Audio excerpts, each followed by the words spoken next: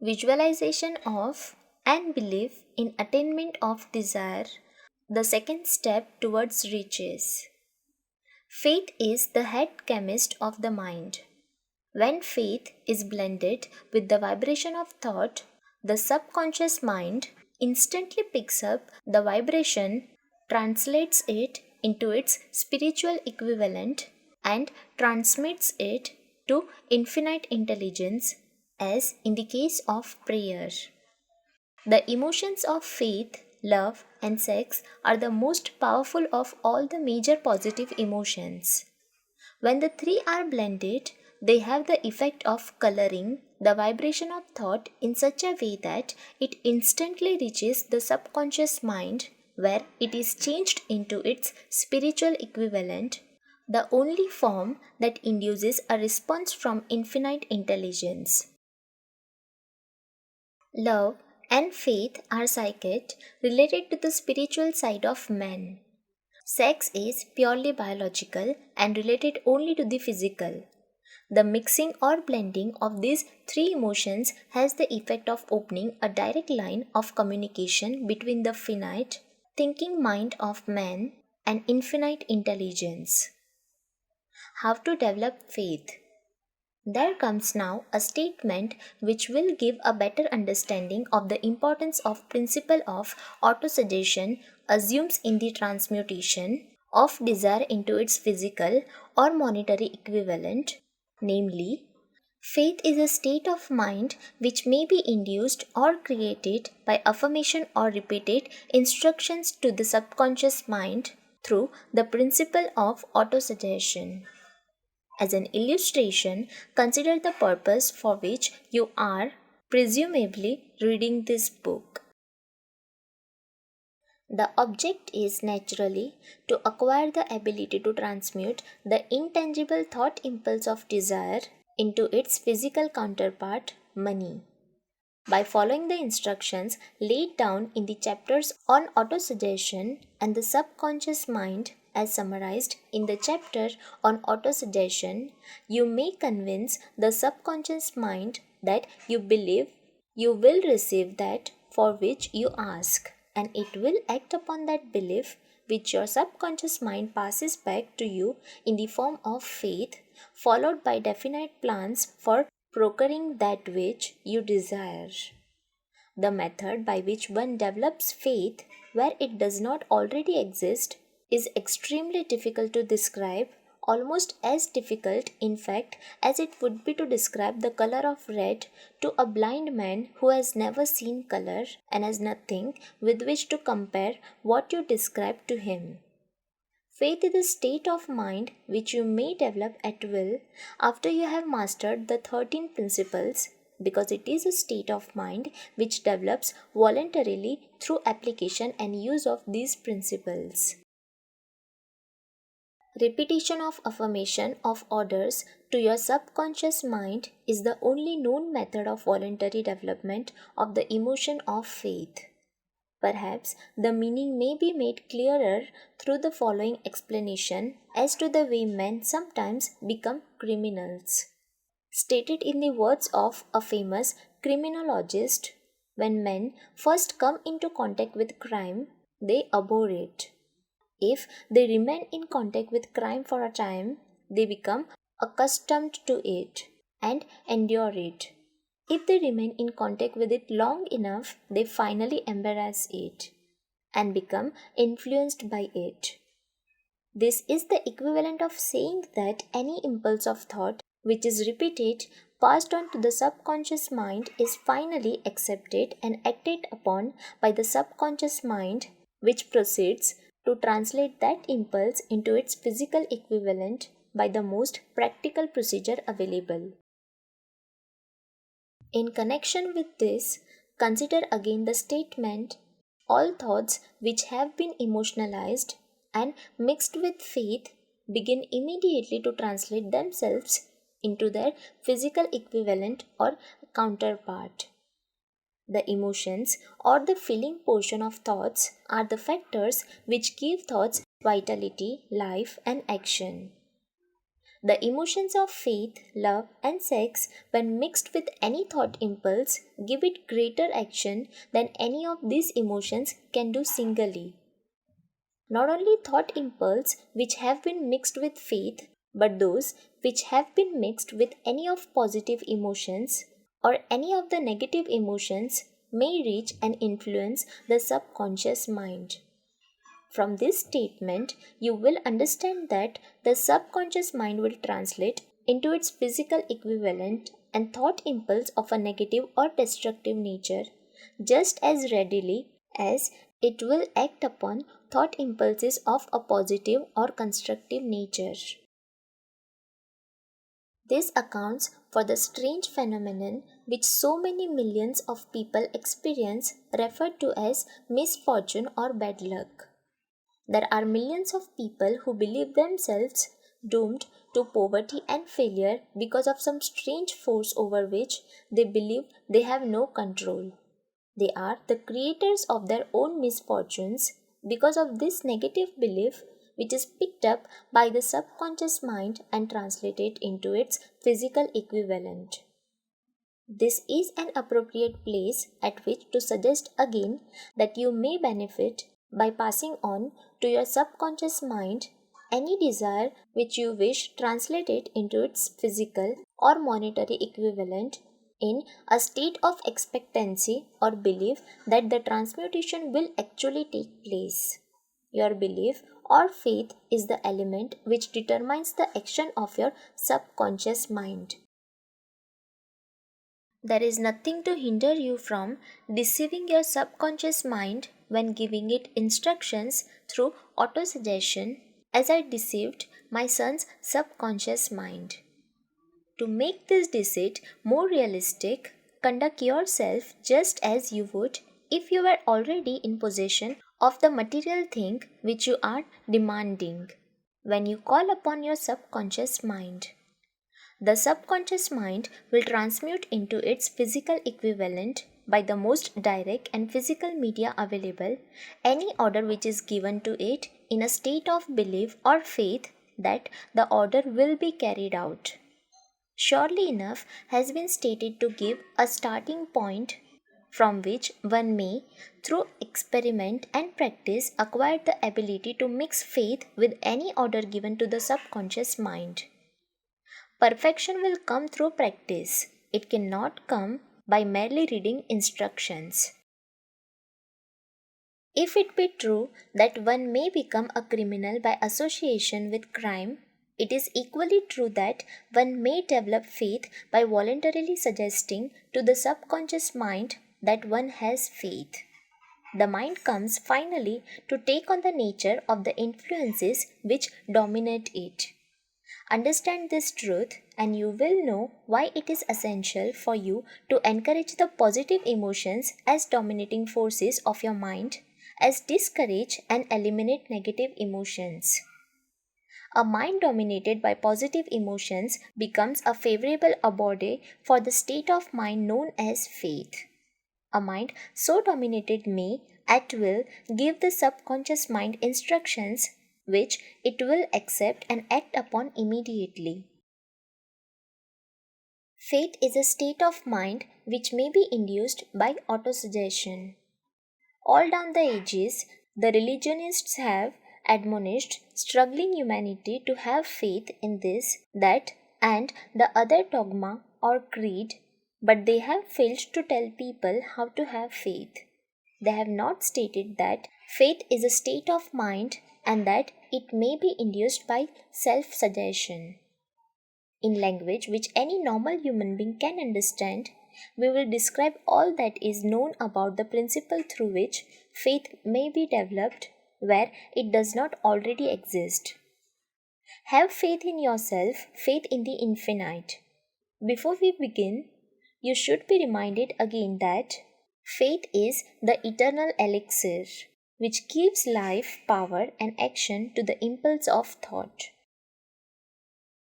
The forgiving sentence is worth reading a second time and a third and fourth. It is worth reading aloud. Faith is the starting point of all accumulation of riches. Faith is the basis of all miracles and all mysteries which cannot be analyzed by the rules of science. Faith is the only known antidote for failure. Faith is the element, the chemical, which, when mixed with prayer, gives one direct communication with infinite intelligence. Faith is the element which transforms the ordinary vibration of thought created by the finite mind of man into the spiritual equivalent. Faith is the only agency through which the cosmic force of infinite intelligence can be harnessed and used by man. Every one of the foregoing statement is capable of proof. The proof is simple and easily demonstrated. It is wrapped up in the principle of autosuggestion.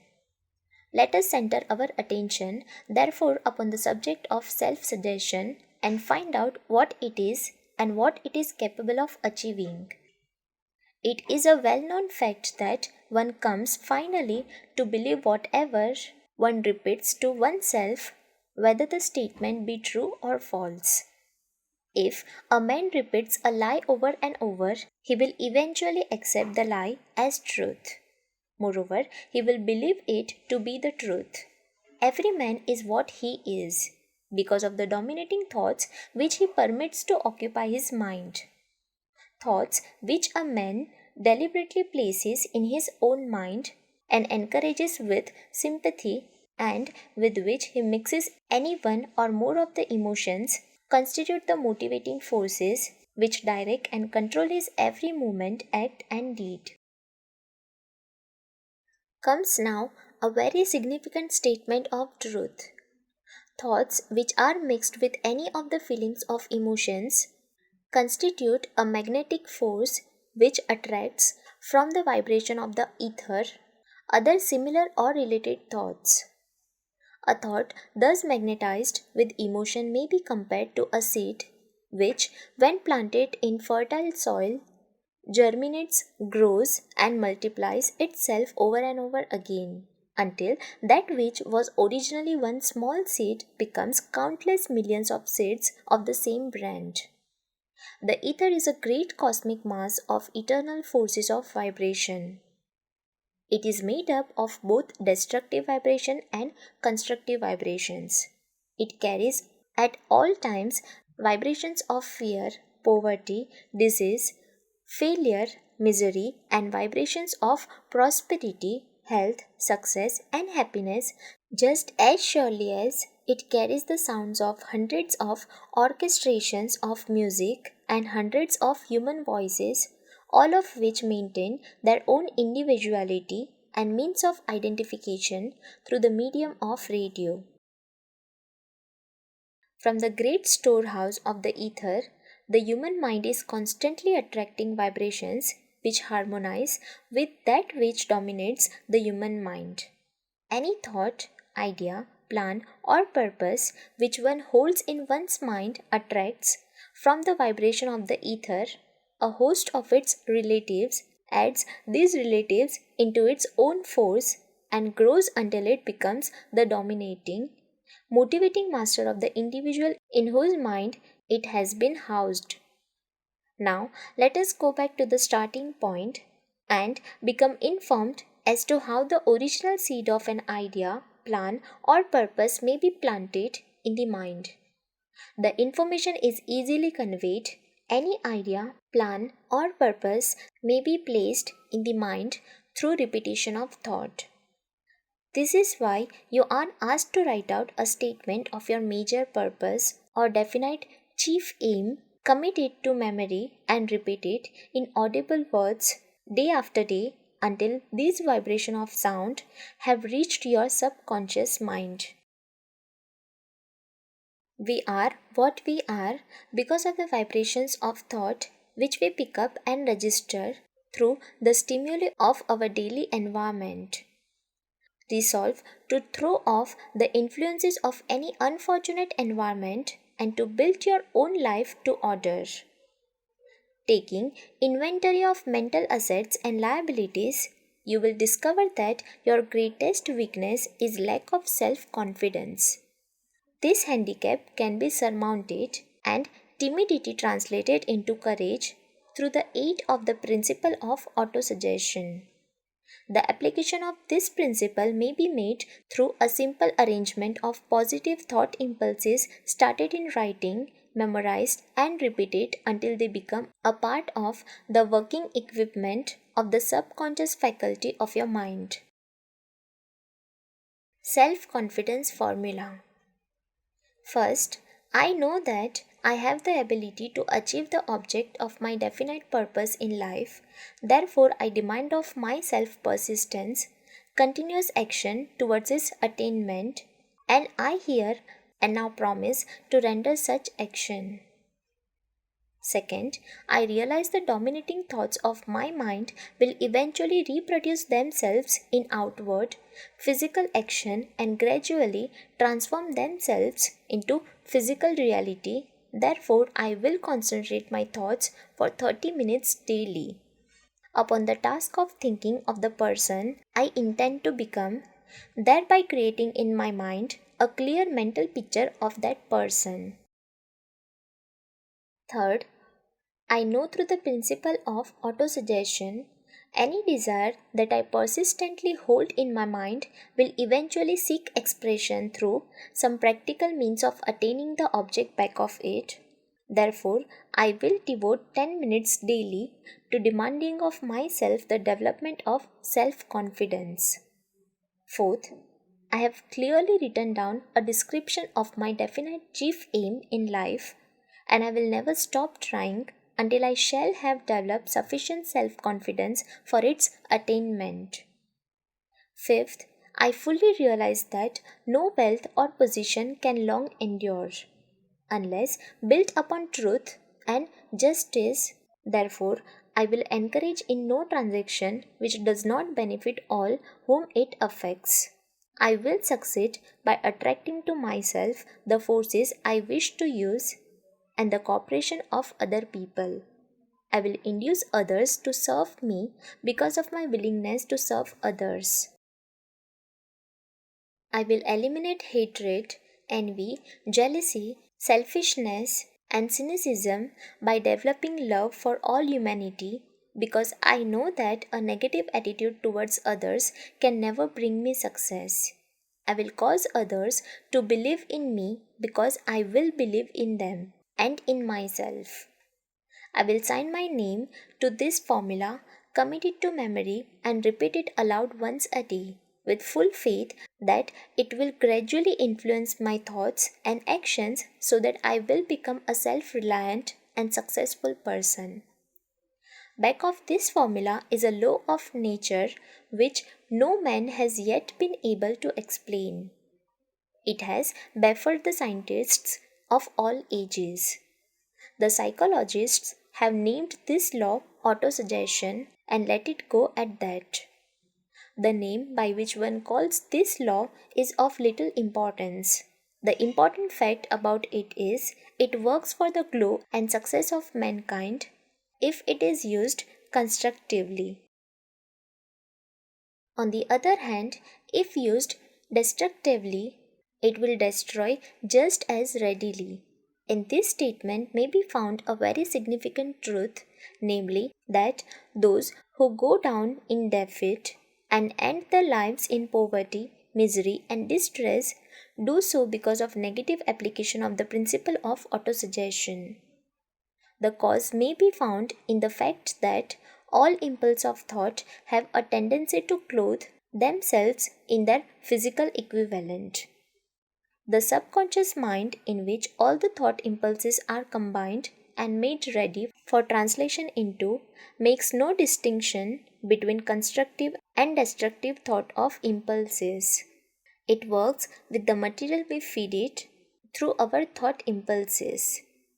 The subconscious mind will translate into reality a thought driven by fear just as readily as it will translate into reality a thought driven by courage or faith.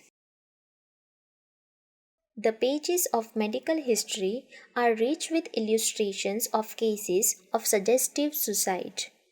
A man may commit suicide through negative suggestion just as effectively as by any other means. In a Midwestern city, a man by the name of Joseph Grant, a bank official, borrowed a large sum of the bank's money without the consent of the directors. He lost the money through gambling. One afternoon, the bank examiner came and began to check the accounts. Grant left the bank, took a room in a local hotel, and when they found him 3 days later, he was lying in bed, wailing and moaning, repeating over and over these words: "My God, this will kill me. I cannot stand the disgrace." In a short time, he was dead. The doctors pronounced the case one of mental suicide. Just as electricity will turn the wheels of industry and render useful service if used constructively, or snuff out life if wrongly used, so will the law of autosuggestion lead you to peace and prosperity, or down into the valley of misery, failure, and death according to your degree of understanding and application of it. If you fill your mind with fear, doubt, and unbelief in your ability to connect with and use the forces of infinite intelligence, the law of autosuggestion will take this spirit of unbelief and use it as a pattern by which your subconscious mind will translate it into its physical equivalent. This statement is as true as the statement that 2 and 2 are 4.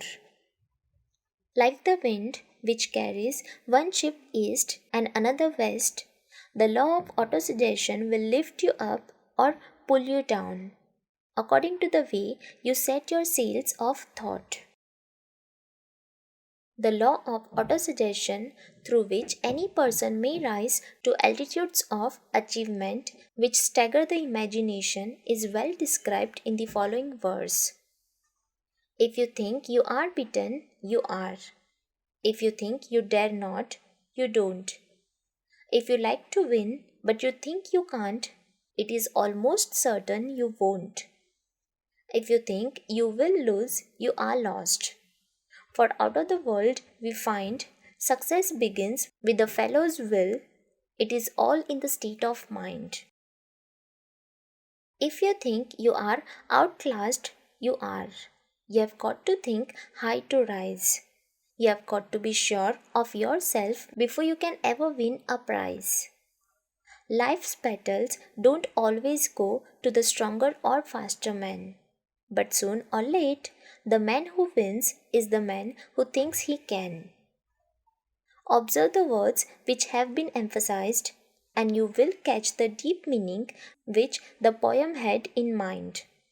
Somewhere in your makeup, there lies sleeping the seed of achievement which, if aroused and put into action, would carry you to heights such as you may never have hoped to attain.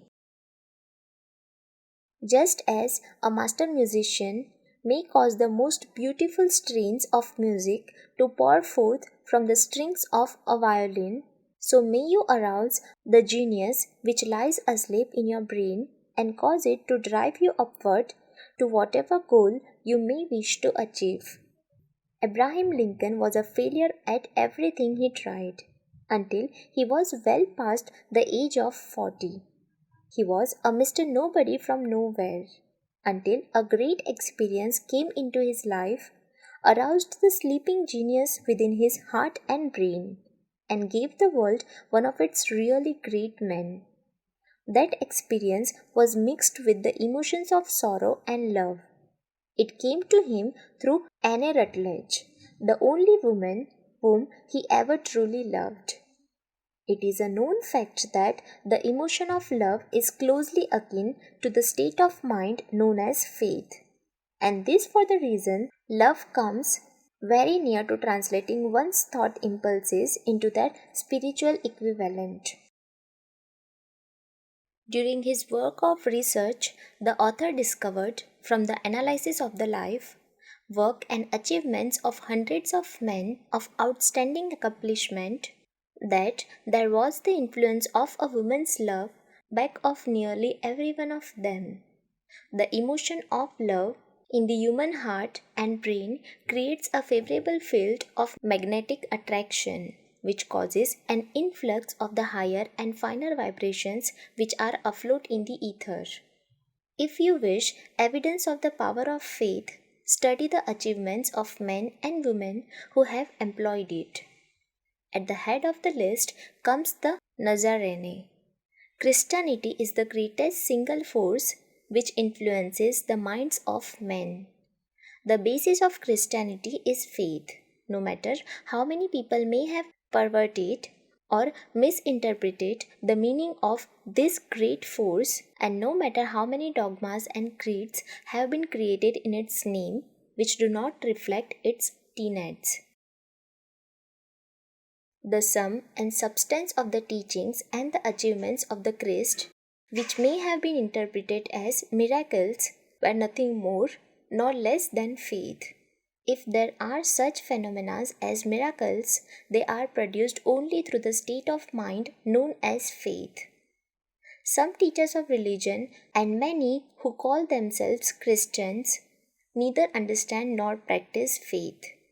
Let us consider the power of faith as it is now being demonstrated by a man who is well known to all of civilization, Mahatma Gandhi of India. In this man, the world has one of the most astounding examples known to civilization of the possibilities of faith.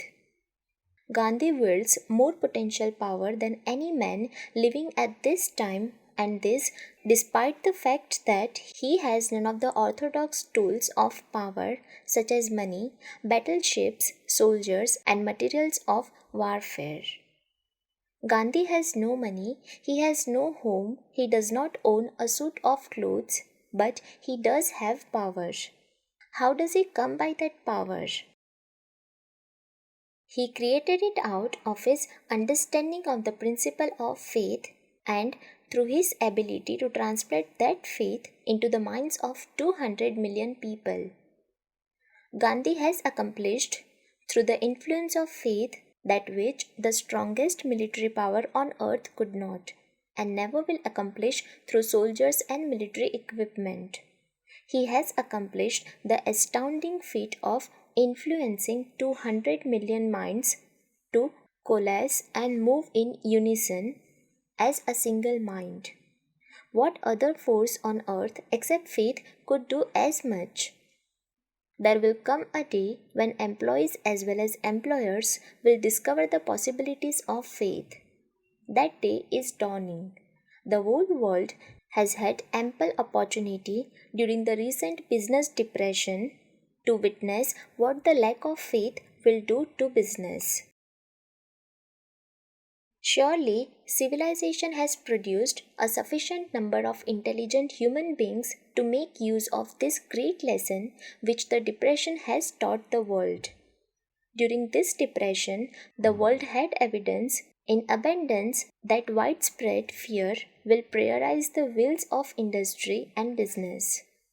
Out of this experience will arise leaders in business and industry who will profit by the example which Gandhi has set for the world, and they will apply to business the same techniques which he has used in building the greatest following known in the history of the world. These leaders will come from the rank and file of the unknown men who now labor in the steel plants, the coal mines, the automobile factories, and in the small towns and cities of America. Business is due for a reform. Make no mistake about this. The methods of the past, based upon economic combinations of force and fear, will be supplanted by the better principles of faith and cooperation. Men who labor will receive more than daily wages, they will receive dividends from the business, the same as those who apply the capital for business. But first, they must give more to their employers and stop this bickering and bargaining by force at the expense of the public. They must earn the right to dividends. Moreover, and this is the most important thing of all, they will be led by leaders who will understand and apply the principles employed by Mahatma Gandhi. Only in this way may leaders get from their followers the spirit of full cooperation, which constitutes power in its highest and most enduring form. This stupendous machine, age in which we live and from which we are just emerging, has taken the soul out of men. Its leaders have driven men as though they were pieces of cold machinery. They were forced to do so by the employees who have bargained at the expense of all concerned to get and not to give. The watchword of the future will be human happiness and contentment. And when this state of mind shall have been attained, the production will take care of itself more effectively than anything that has ever been accomplished where men did not and could not mix faith and individual interest with their labor. Because of the need for faith and cooperation in operating business and industry, it will be both interesting and profitable to analyze an event which provides an excellent outstanding of the method by which industrialists and businessmen accumulate great fortunes by giving before they try to get. The event chosen for this illustration dates back to 1900, when the United States Steel Corporation was being formed. As you read the story, keep in mind these fundamental facts and you will understand how ideas have been converted into huge fortunes. First, the huge United States Steel Corporation was born in the mind of Charles M. Schwab, in the form of an idea he created through his imagination. Second, he mixed faith with his idea. Third, he formulated a plan for the transformation of his idea into physical and financial reality. Fourth, he put his plan into action with his famous speech at the University Club. Fifth, he applied and followed through on his plan with persistence and backed it with firm decision until it had been fully carried out.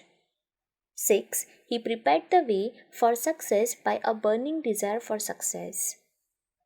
If you are one of those who have often wondered how great fortunes are accumulated, this story of the creation of the United States Steel Corporation will be enlightening.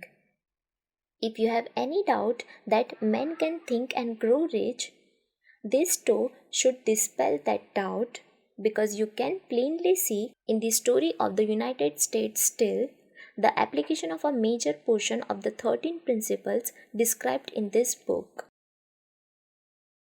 This astounding description of the power of an idea was dramatically told by John Lowell in the New York World Telegram, with whose courtesy it is here reprinted. A pretty after-dinner speech for $1 billion. When, on the evening of December 12, 1900, some 80 of the nation's financial nobility gathered in the banquet hall of the University Club on Fifth Avenue to do honor to a young man from out of the West, not half a dozen of the guests realized they were to witness the most significant episode in American industrial history. J. Edward Simmons and Charles Stewart Smith, their hearts full of gratitude for the lavish hospitality bestowed on them by Charles M. Schwab during a recent visit to Pittsburgh, had arranged the dinner to introduce the 38-year-old Stillman to Eastern banking society. But they didn't expect him to stample the convention. They warned him, in fact, that the bosoms within New York's stuffed shirts would not be responsive to oratory, and that if he didn't want to bore the Stillmans and Harrimans and Vanderbilts, he had better limit himself to 15 or 20 minutes of polite vaporings and let it go at that. Even John Pierpont Morgan, sitting on the right hand of Schwab, as became his imperial dignity, intended to grace the banquet table with his presence only briefly. And so far as the press and public were concerned, the whole affair was of so little moment that no mention of it found its way into print the next day. So the two hosts and their distinguished guests ate their way through the usual 7 or 8 courses. There was little conversation, and what there was of it was restrained. Few of the bankers and brokers had met Schwab, whose career had flowered along the banks of the Monongahela, and none knew him well. But before the evening was over, they, and with them Money Master Morgan, were to be swept off their feet, and $1 billion baby, the United States Steel Corporation, was to be conceived. It is perhaps unfortunate for the sake of history that no record of Charlie Schwab's speech at the dinner ever was made. He repeated some parts of it at a later date during a similar meeting of Chicago bankers. And still later, when the government brought suit to dissolve the Steel Trust, he gave his own version from the witness stand of the remarks that stimulated Morgan into a frenzy of financial activity. It is probable, however, that it was a homely speech, somewhat ungrammatical, full of epigram and threaded with wit. But aside from that, it had a galvanic force and effect upon the 5 billions of estimated capital that was represented by the dinners.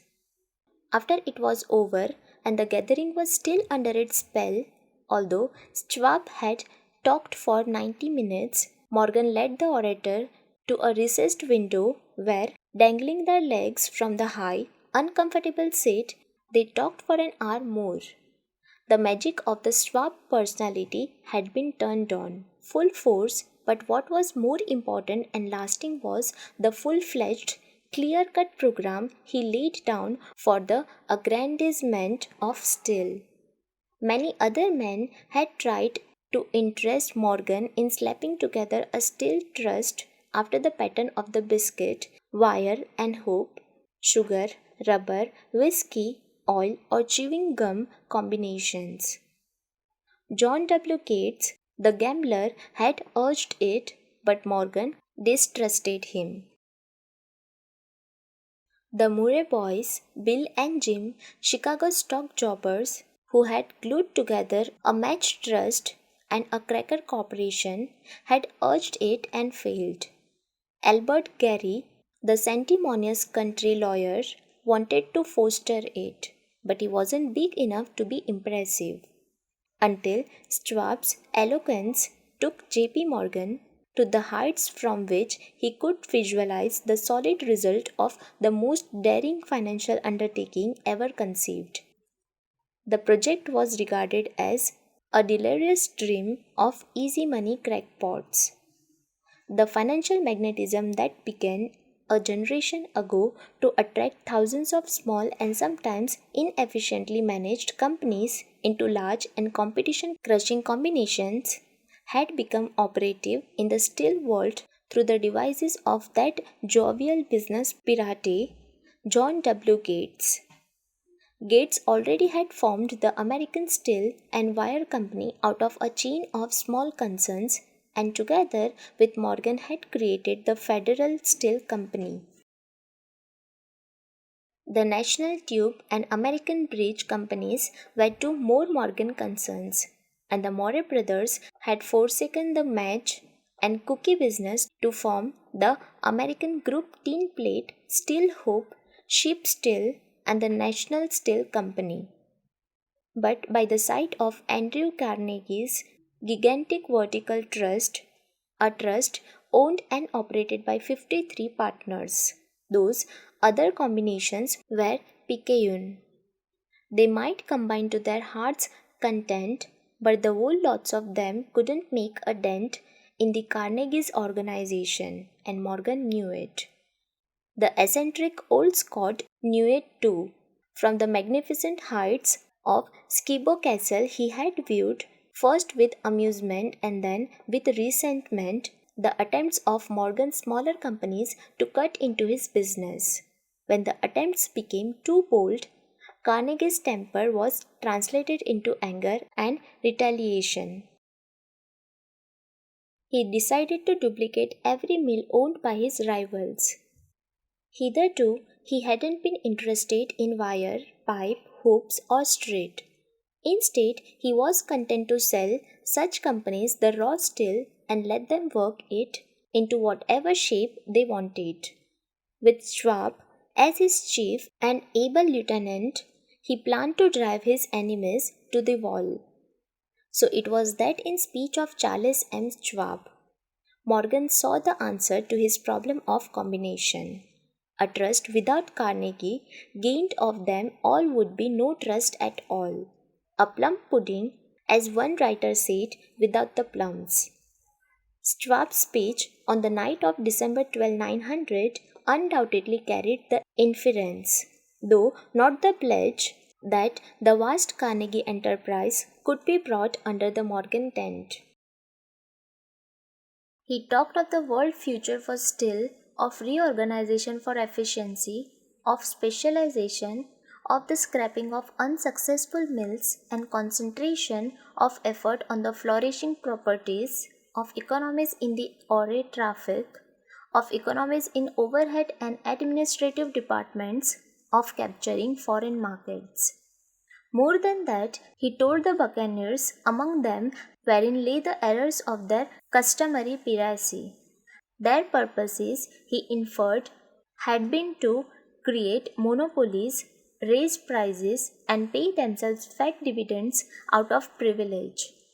Schwab condemned the system in his heartiest manner. The short sightedness of such a policy, he told his hearers, lay in the fact that it restricted the market in an era when everything cried for expansion. By cheapening the cost of steel, he argued, an ever expanding market would be created, more uses for steel would be devised, and a goodly portion of the world trade could be captured. Actually, though he did not know it, Schwab was an apostle of modern mass production. So the dinner at the University Club came to an end. Morgan went home to think about Schwab's rosy predictions. Schwab went home to Pittsburgh to run the steel business for Andrew Carnegie, while Gary and the rest went back to their stock tickers to fiddle around in anticipation of the next move. It was not long coming. It took Morgan around 1 week to digest the feast of reason Schwab had placed before him. When he had assured himself that no financial indigestion was to result, he sent for Schwab and found that young man rather coy. Mr. Carnegie, Schwab indicated, might not like it if he found his trusted company president had been flirting with the Emperor of Wall Street, the street upon which Carnegie was resolved never to tread. Then it was suggested by John W. Gates, the go-between, that if Schwab happened to be in the Bellevue Hotel in Philadelphia, J.P. Morgan might also happen to be there. When Schwab arrived, however, Morgan was inconveniently ill at his New York home, and so, on the elder man's pressing invitation, Schwab went to New York and presented himself at the door of the financier's library. Certain economic historians have professed the belief that from the beginning to the end of the drama, the stage was set by Andrew Carnegie, that the dinner to Schwab, the famous speech, the Sunday night conference between Schwab and the Money King, were events arranged by the Kennicott. The truth is exactly the opposite. When Schwab was called in to consummate the deal, he didn't even know whether the little boss, as Andrew was called, would so much as listen to an offer to sell, particularly to a group of men whom Andrew regarded as being endowed with something less than holiness. But Schwab did take into the conference with him, in his own handwriting, 6 feet of copperplate figures representing to his mind the physical worth and the potential earning capacity of every steel company he regarded as an essential star in the new metal firmament. Four men pondered over these figures all night. The chief, of course, was Morgan, steadfast in his belief in the divine right of money. With him was his aristocratic partner, Robin Bacon, a scholar and a gentleman. The third was John W. Gates, whom Morgan scorned as a gambler and used as a tool. The fourth was Schwab, who knew more about the processes of making and selling steel than any whole group of men then living. Throughout that conference, the Pittsburghers' figures were never questioned. If he said a company was worth so much, then it was worth that much and no more.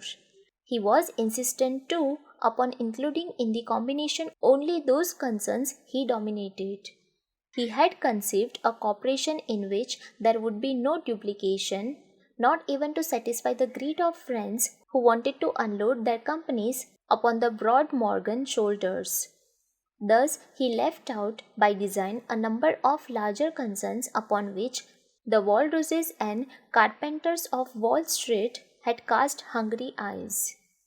When dawn came, Morgan rose and straightened his back. Only one question remained. "Do you think you can persuade Andrew Carnegie to sell?" he asked. "I can try," said Schwab. "If you can get him to sell, I will undertake the matter," said Morgan. So far so good, but would Carnegie sell? How much would he demand? What would he take payment in? Common or preferred stocks? Bonds? Cash? Nobody could raise a third of $1 billion in cash. There was a golf game in January on the frost-cracking heath of the St. Andrews Links in Westchester, with Andrew bundled up in sweaters against the cold, and Charlie talking volubly as usual to keep his spirits up. But no words of business was mentioned until the pair sat down in the cozy warmth of Carnegie Cottage hard by. Then, with the same persuasiveness that had hypnotized 80 millionaires at the University Club, Schwab poured out the glittering promises of retirement in comfort, of untold millions to satisfy the old man's social caprices. Carnegie capitulated, wrote a figure on a slip of paper, handed it to Schwab, and said, "All right, that's what we will sell for." The figure was approximately $400 million and was reached by taking the $320 million mentioned by Schwab as a basic figure and adding to it $80 million to represent the increased capital value over the previous 2 years. Later, on the deck of a transatlantic liner, the Scotsman said ruefully to Morgan, "I wish I had asked you for $100 million more." "If you had asked for it, you would have gotten it," Morgan told him cheerfully. There was an uproar, of course. A British correspondent cabled that the foreign steel world was appalled by the gigantic combination. President Hartley of Yale declared that unless trusts were regulated, the country might expect an emperor in Washington within the next 25 years. But that able stock manipulator, Kenney, went at his work of shoving the new stock at the public so vigorously that all the excess water, estimated by some at nearly $600 million, was absorbed in a twinkling. So Carnegie had his millions, and the Morgan Syndicate had $62 million for all its trouble, and all the boys from Gates to Gary had their millions. The 38-year-old Schwab had his reward. He was made president of the new corporation and remained in control until 1930. The dramatic story of big business, which you have just finished, was included in this book because it is a perfect illustration of the method by which desire can be transmuted into its physical equivalent. I imagine some readers will question the statement that a mere intangible desire can be converted into its physical equivalent. Doubtless, some will say you cannot convert nothing into something. The answer is in the story of United States still. That giant organization was created in the mind of one man. The plan by which the organization was provided with the steel mills that gave it financial stability was created in the mind of the same man. His faith, his desire, his imagination, his persistence were the real ingredients that went into United States Steel. The steel mills and mechanical equipment acquired by the corporation after it had been brought into legal existence were incidental, but careful analysis will disclose the fact that the appraised value of the properties acquired by the corporation increased in value by an estimated $600 million by the mere transaction which consolidated them under one management.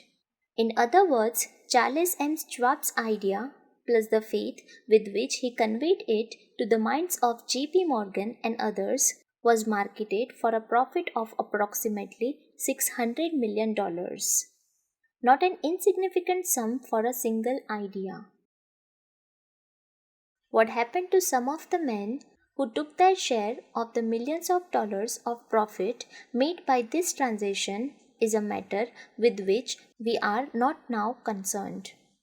The important feature of the astounding achievement is that it serves as unquestionable evidence of the soundness of the philosophy described in this book, because this philosophy was the rap and the woof of the entire transaction. Moreover, the practicability of the philosophy has been established by the fact that the United States Steel Corporation prospered and became one of the richest and most powerful corporations in America, employing thousands of people, developing new uses for steel, and opening new markets, thus providing that the $600 million in profit which the Schwab idea produced was earned. Riches begin in the form of thought. The amount is limited only by the person in whose mind the thought is put into motion. Faith removes limitations. Remember this when you are ready to bargain with life for whatever it is that you ask as your price for having passed this way. Remember also that the man who created the United States Steel Corporation was particularly unknown at the time. He was merely Andrew Carnegie's man Friday until he gave birth to his famous idea.